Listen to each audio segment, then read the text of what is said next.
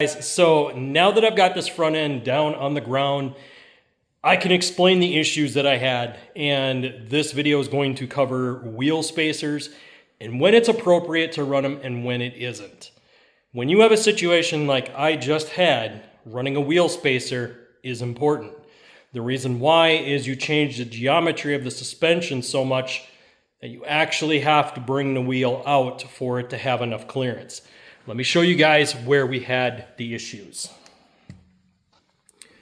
So right there where you see that black paint, it rubbed on the inside of this rim. And in order to fix that, I had to run, it's a little hard to see. Let me try it this way. I had to run that spacer back there. So that spacer is 1 3/4 inches. The reason I chose 1 3/4 inches, guys, don't ever cut your wheel studs. When you cut the wheel studs, you add heat to them and you remove the heat treating that needs to be in there. What can happen is you can lose those lug nuts or have those wheel studs break off when it's going down the highway. Don't ever cut wheel studs. If the wheel studs are too long and you have to have shorter ones, then knock the old ones out and buy shorter wheel studs, ones that don't come out as far. That's the correct way to fix that system. Now, could I ran 1 1/4 inch spacers? Yes, I could have ran 1 1/4 inch and still had plenty of room to clear, but I bought the 1 3/4 inch so I didn't have to cut my wheel studs. And I do like the look of it with those wheel spacers on it, because when you come from the side here, the tire doesn't really hang over the flare, and the mud flap still functions like it's supposed to. The last thing we want to do is a bunch of different things to this truck and then have none of it work together.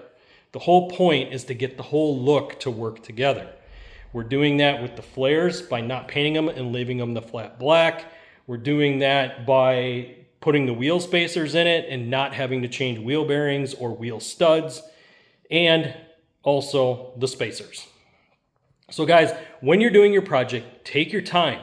Put everything together properly. Make sure that you order all the parts ahead of time. I had a feeling I was going to run into this problem, so I ordered the wheel spacers that were going to work before I even began this project. Now, I do have problems with one of the tires rubbing on a wheel well where there was a bolt. I took that bolt out, and what I probably am going to do is just go underneath, bend that fender in a little bit, and run a different style bolt, probably a carriage bolt that has a hex head on the inside or a square head, so I can draw it down tight and it's smooth against the rubber. I can show you right here. So it's this one here. On the passenger side, or driver's side, this is passenger. On the driver's side, this bolt hits the tire out here and it'll pull this out. I can fix this by running a smooth-headed bolt and pounding that in just a little bit. And that's how I'm going to fix my clearance issue, because my alignment is not going to really dictate too much. I'm not going to be able to adjust that out to where it won't rub.